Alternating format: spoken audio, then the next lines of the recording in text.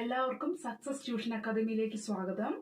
ഇന്ന് ഞാനിവിടെ എടുക്കാൻ വേണ്ടി പോകുന്നത് 18/4/2021 നടന്ന +2 പ്രിലിംസ് എക്സാമിന്റെ ആദ്യത്തെ 1 മുതൽ 10 വരെയുള്ള ക്വസ്റ്റ്യൻ നമ്മൾ പറഞ്ഞായിരുന്നു, കഴിഞ്ഞ ക്ലാസ്സിൽ കണ്ടായിരുന്നു. ഈ ബാക്കി 10 മുതൽ 20 വരെയുള്ള ക്വസ്റ്റ്യൻ ആണ്. നിങ്ങൾക്ക് ഈ വീഡിയോ ഇഷ്ടമായെങ്കിൽ ലൈക്ക് ചെയ്യുക, സബ്സ്ക്രൈബ് ചെയ്യുക, ഞങ്ങളെ പരമാവധി സപ്പോർട്ട് ചെയ്യുക. അടുത്ത് നമുക്ക് 11ാമത്തെ ക്വസ്റ്റ്യനിലേക്ക് കടക്കാം. 11ാമത്തെ ക്വസ്റ്റ്യൻ ഇതാണ്: ഇന്ത്യയുടെ നിയമനിർമ്മാണ വിഭാഗം ഏതെന്നായിരുന്നു ക്വസ്റ്റ്യൻ. ഓപ്ഷൻ എ സുപ്രീം കോടതി, ബി ഹൈക്കോടതി, സി പാർലമെന്റ്, ഡി കേന്ദ്രമന്ത്രിസഭ. ഇതിൽ ആൻസർ ഓപ്ഷൻ സി ആണ്. ഓപ്ഷൻ സി പാർലമെന്റ് ആണ് ഇന്ത്യയുടെ നിയമനിർമ്മാണ വിഭാഗം. പാർലമെന്റുകളുടെ മാതാവ് എന്നറിയപ്പെടുന്നത് ബ്രിട്ടീഷ് പാർലമെന്റ് ആണ്. പാർലമെന്റുകളുടെ മാതാവ് എന്നറിയപ്പെടുന്നത് ബ്രിട്ടീഷ് പാർലമെന്റ് ആണ്. എന്നാൽ ലോകത്തിലെ ഏറ്റവും പഴക്കം ചെന്ന പാർലമെന്റ് ഏതാണെന്ന് ചോദിച്ചാൽ അത് അൾത്തിങ് ആണ്. അൾത്തിങ് ഐസ്ലൻഡിന്റെ പാർലമെന്റ് ആണ്. അപ്പൊ ലോകത്തിലെ ഏറ്റവും പഴക്കം ചെന്ന പാർലമെന്റ് ആണ് അൾത്തിങ്. ഇനി ഇന്ത്യൻ പാർലമെന്റിന്റെ രൂപീകരണവുമായി ബന്ധപ്പെട്ട ആർട്ടിക്കിൾ ആണ് ആർട്ടിക്കിൾ 79. ഇന്ത്യൻ പാർലമെന്റിന്റെ രൂപീകരണവുമായി ബന്ധപ്പെട്ട ആർട്ടിക്കിൾ ആണ് ആർട്ടിക്കിൾ 79. ഇനി പാർലമെന്റിന്റെ നടപടിക്രമങ്ങളിൽ കോടതിയുടെ ഇടപെടൽ പാടില്ലെന്ന് അനുശാസിക്കുന്ന അനുച്ഛേദകമാണ് 122. അപ്പൊ ഇന്ത്യൻ പാർലമെന്റ് എന്നാല് ലോകസഭയും രാജ്യസഭയും രാഷ്ട്രപതിയും ഇവർ 3 പേരും ചേർന്നതാണ് ഇന്ത്യൻ പാർലമെന്റ്. ഇന്ത്യൻ പാർലമെന്റ് മന്ദിരത്തിന്റെ പേര് സൻസദ് ഭവൻ എന്നാണ്. സൻസദ് ഭവൻ എന്നാണ് ഇന്ത്യൻ പാർലമെന്റ് മന്ദിരത്തിന്റെ പേര്. പാർലമെന്റ് മന്ദിരത്തിന്റെ ശില്പികൾ ആരൊക്കെയാന്ന് ചോദിച്ചാല് എഡ്വിൻ ലൂട്ടിൻസും ഹെർബർട്ട് ബേക്കറുമാണ്. ഹെർബർട്ട് ബേക്കറും എഡ്വിൻ ലൂട്ടിൻസുമാണ് നമ്മുടെ പാർലമെന്റ് മന്ദിരത്തിന്റെ ശില്പികൾ. അപ്പൊ നമുക്കിനി ചില രാജ്യങ്ങളും രാജ്യങ്ങളുടെ പാർലമെന്റുകളും ഏതൊക്കെയാന്ന് നോക്കാം. ഒന്നാമത്തത് അഫ്ഗാനിസ്ഥാൻ. അഫ്ഗാനിസ്ഥാന്റെ പാർലമെന്റ് ആണ് ഷൂറ. അഫ്ഗാനിസ്ഥാന്റെ പാർലമെന്റ് ആണ് ഷൂറ. അഫ്ഗാനിസ്ഥാന്റെ പാർലമെന്റ് ആണ് ഷൂറ. അയർലൻഡ്. അയർലൻഡിന്റെ പാർലമെന്റ് ആണ് ഒയറിക്കറ്റ്സ്. ഒയറിക്കറ്റ്സ് ആണ് അയർലൻഡിന്റെ പാർലമെന്റ്. ഇറാഖിന്റെ പാർലമെന്റ് ആണ് മജ്ലിസ് അൽ വദാനി. മജ്ലിസ് അൽ വദാനിയാണ് ഇറാഖിന്റെ പാർലമെന്റ്. ഇസ്രായേലിന്റെ പാർലമെന്റ് ആണ് നെസറ്റ്. ഇസ്രായേലിന്റെ പാർലമെന്റ് ആണ് നെസറ്റ്. ഇറാന്റെ പാർലമെന്റ് ആണ് മജ്ലിസ്. മജ്ലിസ് ആണ് ഇറാന്റെ പാർലമെന്റ്. ഇനി ഐസ്ലൻഡിന്റെ പാർലമെന്റ് ആണ് അൾത്തിങ്. അൾത്തിങ് ആണ് ഐസ്ലൻഡിന്റെ പാർലമെന്റ്. ഇനി സ്വീഡന്റെ പാർലമെന്റ് ആണ് റിക്സ്ഡാഗ്. റിക്സ്ഡാഗ് ആണ് സ്വീഡന്റെ പാർലമെന്റ്. ജപ്പാന്റെ പാർലമെന്റ്. ജപ്പാന്റെ പാർലമെന്റ് ആണ് ഡയറ്റ്. ജപ്പാന്റെ പാർലമെന്റ് ആണ് ഡയറ്റ്. ഇനി നേപ്പാളിന്റെ പാർലമെന്റ് ആണ് നാഷണൽ പഞ്ചായത്ത്. നാഷണൽ പഞ്ചായത്ത് ആണ് നേപ്പാളിന്റെ പാർലമെന്റ്. ഇനി പോളണ്ടിന്റെ പാർലമെന്റ് ആണ് സെജം. സെജം പോളണ്ടിന്റെ പാർലമെന്റ് ആണ്. ഇനി നോർവേയുടെ പാർലമെന്റ് ആണ് സ്റ്റോർട്ടിംഗ്. നോർവേയുടെ പാർലമെന്റ് ആണ് സ്റ്റോർട്ടിംഗ്. സ്റ്റോർട്ടിംഗ് ആണ് നോർവേന്റെ പാർലമെന്റ്. അടുത്തത് ഭൂട്ടാന്റെ പാർലമെന്റ് ആണ് ഷോഗ്ഡു. ഷോഗ്ഡു ആണ് ഭൂട്ടാന്റെ പാർലമെന്റ്. നെക്സ്റ്റ് മാലിദ്വീപിന്റെ പാർലമെന്റ് ആണ് മജ്ലിസ്. മജ്ലിസ് ആണ് മാലിദ്വീപിന്റെ പാർലമെന്റ്. നെക്സ്റ്റ് റഷ്യയുടെ പാർലമെന്റ് ആണ് ഡ്യൂമ. ഡ്യൂമയാണ് റഷ്യന്റെ പാർലമെന്റ്. അടുത്ത് നമുക്ക് സുപ്രീം കോടതിയെ പറ്റി നോക്കാം. സുപ്രീം കോടതി ആർട്ടിക്കിൾ 124 സുപ്രീം കോടതിയെ കുറിച്ച് പരാമർശിക്കുന്ന ആർട്ടിക്കിൾ ആണ്. ഭരണഘടനയുടെ 124 ആർട്ടിക്കിൾ ആണ്. ഇന്ത്യൻ ഭരണഘടനയുടെ സംരക്ഷകൻ, കാവൽക്കാരൻ എന്നൊക്കെ അറിയപ്പെടുന്നത് സുപ്രീം കോടതിയാണ്. 1950 ജനുവരി 28 സുപ്രീം കോടതി നിലവിൽ വന്നത്. ഇനി നമുക്ക് സുപ്രീം കോടതിയുടെ പിൻകോഡ്, അതായത് പുതുക്കിയ പിൻകോഡാണ് 110-001. സുപ്രീം കോടതിയുടെ പുതുക്കിയ പിൻകോഡാണ് 110-001. ഇനി നമുക്ക് ഹൈക്കോടതിയെ പറ്റി നോക്കാം. ഹൈക്കോടതി, അതായത് ഇന്ത്യയിൽ ഹൈക്കോടതി സ്ഥാപിക്കുന്നതിനെ കുറിച്ച് പരാമർശിക്കുന്ന ആർട്ടിക്കിൾ ആണ് ആർട്ടിക്കിൾ 214. ആർട്ടിക്കിൾ 214. 1956 നവംബർ 1 കേരള ഹൈക്കോടതി വന്നത്. അതായത് കേരളം നിലവിൽ വന്ന അതേ വർഷമാണ് കേരള ഹൈക്കോടതി നിലവിൽ വന്നത്. കേരള ഹൈക്കോടതിയുടെ ആസ്ഥാനം എറണാകുളമാണ്. എറണാകുളമാണ് കേരള ഹൈക്കോടതിയുടെ ആസ്ഥാനം. 12ാമത്തെ ക്വസ്റ്റ്യൻ കിടക്കാം. 12ാമത്തെ ക്വസ്റ്റ്യൻ ആണ് വിവരാവകാശ നിയമം നിലവിൽ വന്ന വർഷം ഏത്? വിവരാവകാശ നിയമം നിലവിൽ വന്ന വർഷം ഏതെന്നാണ് ചോദ്യം. Option A 2015, option B 2005, option C 2010, option D 2018. അതിൽ ആൻസർ ഓപ്ഷൻ ബി ആണ്. 2005 ആണ് വിവരാവകാശ നിയമം നിലവിൽ വന്ന വർഷം. ഇനി വിവരാവകാശ നിയമം പാർലമെന്റ് പാസ്സാക്കിയത് 2005 ജൂൺ 15. 2005 ജൂൺ 15 വിവരാവകാശ നിയമം പാർലമെന്റ് പാസ്സാക്കിയത്. ഇനി ഇത് നിലവിൽ വന്നത്, വിവരാവകാശ നിയമം നിലവിൽ വന്നത് 2005 ഒക്ടോബർ 12-നാണ്. 2005 ഒക്ടോബർ 12-ന് നിലവിൽ വന്നു. വിവരാവകാശ നിയമം പാസാക്കിയ ആദ്യ രാജ്യമാണ് സ്വീഡൻ. വിവരാവകാശ നിയമം പാസാക്കിയ ആദ്യ രാജ്യമാണ് സ്വീഡൻ. ഇനി വിവരാവകാശ നിയമം പാസാക്കിയ ആദ്യ സംസ്ഥാനം ഏതാണെന്ന് ചോദിച്ചാൽ തമിഴ്നാടാണ്. 1997-ലാണ് തമിഴ്നാട് വിവരാവകാശ നിയമം പാസാക്കിയത്. വിവരാവകാശ നിയമത്തിന്റെ മുൻഗാമി എന്നറിയപ്പെടുന്നത് ഫ്രീഡം ഓഫ് ഇൻഫർമേഷൻ ആക്ട് 2002-ആണ്. ഈ വിവരാവകാശ നിയമം പാർലമെന്റ് പാസ്സാക്കാൻ കാരണമായ ഒരു സംഘടനയുണ്ട്. ആ സംഘടനയാണ് കിസാൻ മസ്ദൂർ ശക്തി സംഘടന എന്ന് പറയുന്ന സംഘടനയാണ്. ഈ സംഘടന രാജസ്ഥാനിലാണ് രൂപം കൊണ്ടത്. ഇതിന്റെ പ്രധാന നേതാവാണ് അരുണ റോയ്. അതുമാത്രമല്ല തൊഴിലുറപ്പ് നിയമം പാർലമെന്റ് പാസ്സാക്കുന്നതിന് കാരണമായ സംഘടനയും ഈ മസ്ദൂർ കിസാൻ ശക്തി സംഘടനയാണ്. അടുത്തത് നമുക്ക് 13ാമത്തെ ക്വസ്റ്റ്യൻ നോക്കാം. 13ാമത്തെ ക്വസ്റ്റ്യൻ, സ്വതന്ത്ര ഇന്ത്യയിലെ ആദ്യത്തെ വോട്ടർ ആരായിരുന്നു എന്നാണ്. Option A Shyam Sharan Negi, option B Shyam Sharan Mukherjee, option B Bipin Chandrapal, option D Raghuvendra Pal. ഇതിൽ ആൻസർ ഓപ്ഷൻ എ ആണ്. ശ്യാം ശരൺ നേഗിയാണ് സ്വതന്ത്ര ഇന്ത്യയിലെ ആദ്യ വോട്ടർ. ശ്യാം ശരൺ നേഗി വോട്ട് ചെയ്തത് 1951 ഒക്ടോബർ 25-ലാണ്. ലോക്സഭാ തെരഞ്ഞെടുപ്പ്, അതായത് ഫസ്റ്റ് വോട്ടെടുപ്പ് നടന്ന മണ്ഡലം ചിനി താലൂക്കാണ്. ചിനി താലൂക്ക് ഹിമാചൽ പ്രദേശിലാണ്. ഇത് തെരഞ്ഞെടുപ്പ് സംവിധാനം കടമെടുത്തത് ബ്രിട്ടനിൽ നിന്നാണ് തെരഞ്ഞെടുപ്പ് സംവിധാനം കടമെടുത്തത്. ആദ്യ ലോക്സഭ ഇലക്ഷൻ നടന്നത് 1951 ഒക്ടോബർ 25 മുതൽ 1952 ഫെബ്രുവരി 21 വരെയാണ്. ഇലക്ഷൻ കമ്മീഷനുമായി ബന്ധപ്പെട്ട ആർട്ടിക്കിളാണ് ആർട്ടിക്കിൾ 324. അപ്പൊ ഇലക്ഷൻ കമ്മീഷനുമായി ബന്ധപ്പെട്ട ആർട്ടിക്കിളാണ് ആർട്ടിക്കിൾ 324. 1950 ജനുവരി 25-നാണ് ഇലക്ഷൻ കമ്മീഷൻ നിലവിൽ വന്നത്. ഇതിന്റെ ആസ്ഥാനം നിർവചൻ സദനാണ്. നിർവചൻ സദൻ ന്യൂഡൽഹിയിലാണ്. 14ാമത്തെ ക്വസ്റ്റ്യനിലേക്ക് കടക്കാം. 14ാമത്തെ ക്വസ്റ്റ്യൻ ഇതാണ്. ഇലക്ട്രോണിക് സാങ്കേതിക വിദ്യയുടെ ഭരണരംഗത്തെ ഉപയോഗം ഏതാണെന്നാണ്. ഓപ്ഷൻ എ ഇ സാക്ഷരത, option B email, option C പൊതുഭരണം, option D e governance. Answer option D ആണ്. ഇ ഗവേണൻസ് ആണ് ആൻസർ. ഇനി ഈ ഗവേണൻസിനെ പറ്റി APJ അബ്ദുൽ കലാം പറഞ്ഞ പ്രധാനപ്പെട്ട ഒരു നിർവചനം നോക്കാം. സുതാര്യവും ചുറുചുറുക്കുമുള്ളതുമായ ഗവൺമെന്റ് പദ്ധതി എല്ലാവരിലും സുരക്ഷിതമായും വേഗത്തിലും ഡിപ്പാർട്ട്മെന്റ് തലത്തിലുള്ള തടസ്സങ്ങളില്ലാതെ എത്തുന്ന വിവരങ്ങൾ എല്ലാ പൗരന്മാർക്കും യാതൊരു പക്ഷഭേദവും ഇല്ലാതെ വ്യക്തമായ സേവനം ലഭ്യമാക്കുന്ന പദ്ധതി എന്നാണ് ഈ ഗവേണൻസിനെ പറ്റി APJ അബ്ദുൽ കലാം പറഞ്ഞ നിർവചനം. അപ്പൊ നമുക്കിനി ഈ ഗവേണൻസിനെ പറ്റിയുള്ള കൂടുതൽ ഉദാഹരണങ്ങൾ നോക്കാം. ഒന്ന് ഏകജാലക അപേക്ഷയാണ്, അതായത് ഹയർ സെക്കൻഡറി പ്രവേശനത്തിന് വേണ്ടിയിട്ടുള്ള ഏകജാലക അപേക്ഷ. അടുത്തത് സ്കോളർഷിപ്പിനായിട്ടുള്ള ഓൺലൈൻ അപേക്ഷയാണ്. അടുത്തത് ഈ ഗവേണൻസിലൂടെ ഗവൺമെന്റ് നൽകുന്ന സേവനങ്ങൾ ജനങ്ങൾക്ക് പ്രയോജനപ്പെടുത്തുന്നതിനായി രൂപം നൽകിയിട്ടുള്ള സംരംഭമാണ് അക്ഷയ കേന്ദ്രങ്ങൾ. ഇതെല്ലാം ഈ ഗവേണൻസിന്റെ ഉദാഹരണങ്ങളാണ്. അടുത്ത നമുക്ക് ഇ സാക്ഷരത എന്താ നോക്കാം. ഇ സാക്ഷരത ഇന്റർനെറ്റ്, ഇലക്ട്രോണിക് സാങ്കേതിക വിദ്യയുടെ പ്രാഥമിക അറിവാണ് ഈ സാക്ഷരത. നമുക്ക് പൊതുഭരണം എന്താ നോക്കാം. പൊതുഭരണം എന്നത് ഗവൺമെന്റിന്റെ ഭരണത്തെ സംബന്ധിക്കുന്നതാണ് എന്ന് പറഞ്ഞത് എൻ ഗ്ലാഡനാണ്. പൊതുഭരണം എന്നത് ഗവൺമെന്റിന്റെ ഭരണത്തെ സംബന്ധിക്കുന്നതാണ് എന്ന് പറഞ്ഞത് എൻ ഗ്ലാഡനാണ്.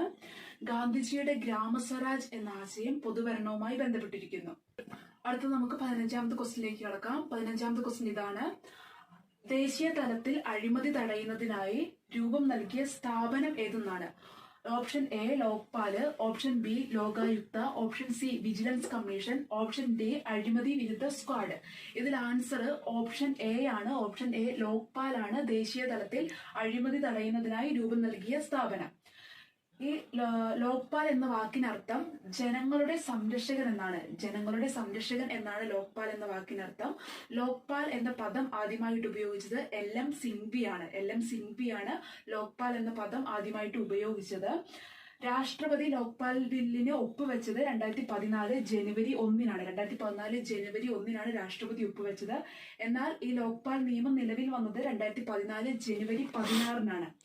ഇന്ത്യയിലെ ആദ്യത്തെ ലോക്പാല് പിനാകി ചന്ദ്രഘോഷാണ്. ഇനി നമുക്ക് അടുത്തത് ലോകായുക്ത എന്താന്ന് നോക്കാം. ലോകായുക്ത ഇന്ത്യൻ സംസ്ഥാനങ്ങളിലെ സർക്കാർ സേവനങ്ങളിലെ അഴിമതി വിരുദ്ധ സംവിധാനമാണ് ലോകായുക്ത. ഈ ലോകായുക്ത നിലവിൽ വന്നത് 1998 നവംബർ 15-നാണ്. 1998 നവംബർ 15-നാണ് ലോകായുക്ത നിലവിൽ വന്നത്. ഈ ലോകായുക്തയ്ക്ക് പ്രസിഡന്റ് അംഗീകരിച്ചത് 1999 മാർച്ച് 4-നാണ് പ്രസിഡന്റിന്റെ അംഗീകാരം ലഭിച്ചത്. ആദ്യ ആക്ട് പാസ്സാക്കിയത്, ലോകായുക്ത ആക്ട് ആദ്യം പാസ്സാക്കിയ സംസ്ഥാനം ഒഡീഷയാണ്. ഒഡീഷ 1970-ലാണ് പാസ്സാക്കിയത്. എന്നാൽ ലോകായുക്ത നിയമിച്ച ആദ്യ സംസ്ഥാനം മഹാരാഷ്ട്രയാണ്. തൊട്ടടുത്ത വർഷം 1971. നിലവിൽ കേരള ലോകായുക്ത ജസ്റ്റിസ് സിറിയക് ജോസഫാണ് നിലവിലെ കേരള ലോകായുക്ത. ഇനി നമുക്ക് CVC കമ്മീഷൻ, അതായത് സെൻട്രൽ വിജിലൻസ് കമ്മീഷനെ പറ്റി നോക്കാം.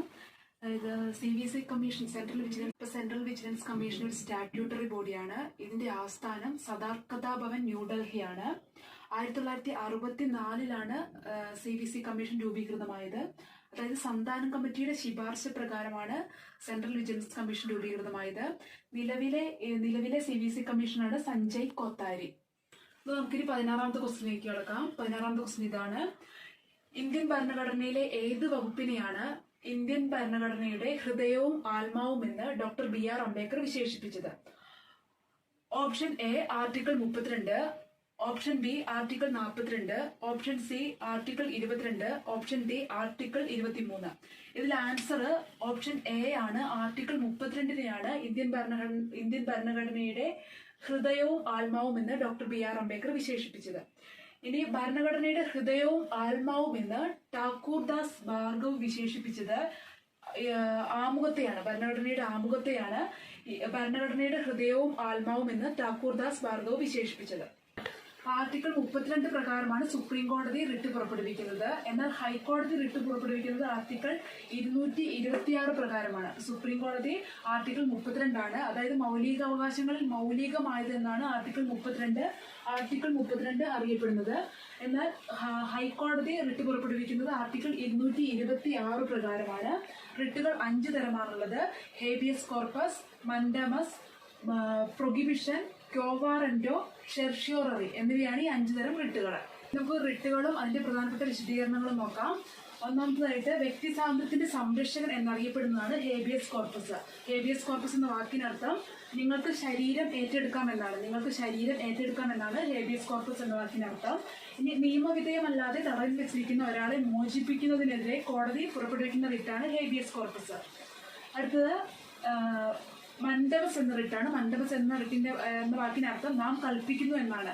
അതായത് സ്വന്തം കർത്തവ്യം നിറവേറ്റാൻ ഒരു ഉദ്യോഗസ്ഥനെയോ പൊതുസ്ഥാപനത്തെയോ അനുശാസിച്ചുകൊണ്ട് കോടതി പുറപ്പെടുവിക്കുന്ന റിട്ടാണ് മൻഡമസ്. അടുത്ത റിട്ടാണ് ഒരു വ്യക്തിയെ അയാൾക്ക് അർഹമല്ലാത്ത ഉദ്യോഗങ്ങൾ വഹിക്കുന്നതിനെതിരെ തടയുന്നതിനു വേണ്ടിയിട്ട് കോടതി പുറപ്പെടുവിക്കുന്ന റിട്ടാണ് ക്യോവാറന്റോ. ക്യോവാറന്റോ എന്ന വാക്കിനർത്ഥം എന്ത് അധികാരം എന്നാണ് ക്യോവാറന്റോ എന്ന വാക്കിനർത്ഥം. നിയമവിരുദ്ധവും നീതിരഹിതവുമായ വിചാരണ തടയാൻ വേണ്ടി പുറപ്പെടുവിക്കുന്ന റിട്ടാണ് പ്രൊഹിബിഷൻ. ഒരു കേസ് കീഴ്ക്കോടതിയിൽ നിന്നും മേൽക്കോടതിയിലേക്ക് മാറ്റാൻ വേണ്ടി ഉത്തരവിടുന്ന റിട്ടാണ് സെർഷ്യോററി. അടുത്തത് നമുക്ക് 17ാമത്തെ ക്വസ്റ്റിനിലേക്ക് കടക്കാം. 17ാമത്തെ ക്വസ്റ്റ്യൻ ഇതാണ്. ധാരാളം മതങ്ങളുള്ള ഇന്ത്യയെ പോലെ ഒരു രാജ്യത്തെ ഗവൺമെന്റിന് ആധുനിക കാലഘട്ടത്തിൽ മതേതരത്തിൽ അധിഷ്ഠിതമായല്ലാതെ പ്രവർത്തിക്കാൻ സാധ്യമല്ല. നമ്മുടെ ഭരണഘടന മതേതര സങ്കല്പത്തിൽ അധിഷ്ഠിതമായതും മതസ്വാതന്ത്ര്യം അനുവദിക്കുന്നതുമാണ്. ആരുടേതാണ് ഈ വാക്കുകൾ എന്നതാണ് 17ാമത്തെ question. Option A doctor BR Ambedkar, option B Jawaharlal Nehru, option C Lal Bahadur Shastri, option D Mahatma Gandhi. ഇതിൽ ആൻസർ ഓപ്ഷൻ ബി ആണ്. ജവഹർലാൽ നെഹ്റു ആണ് ഇതിന്റെ ആൻസർ. അടുത്തത് നമുക്ക് 18ാമത്തെ ക്വസ്റ്റ്യനിലേക്ക് കിടക്കാം. 18ാമത്തെ ക്വസ്റ്റ്യൻ ഇതാണ്. നിർദ്ദേശക തത്വങ്ങൾ ഭരണഘടനയുടെ ഏത് ഭാഗത്താണ് ഉൾപ്പെടുത്തിയിരിക്കുന്നത്? Option A 1, option B 2, option C 3, option D 4. ഇതിൽ ആൻസർ ഓപ്ഷൻ ഡി ആണ്. ഓപ്ഷൻ ഡി 4 ആണ്. നിർദ്ദേശക തത്വങ്ങൾ ഭരണഘടനയുടെ 4ാം ഭാഗത്താണ് ഉൾപ്പെടുത്തിയിരിക്കുന്നത്. ഇനി ഇന്ത്യൻ ഭരണഘടനയിലെ പ്രധാനപ്പെട്ട ഭാഗങ്ങളും അതിന്റെ അനുച്ഛേദങ്ങളും നോക്കാം. ഭാഗം 1 ഇന്ത്യൻ യൂണിയനും ഭൂപ്രദേശങ്ങളെ കുറിച്ചുമാണ് പറയുന്നത്.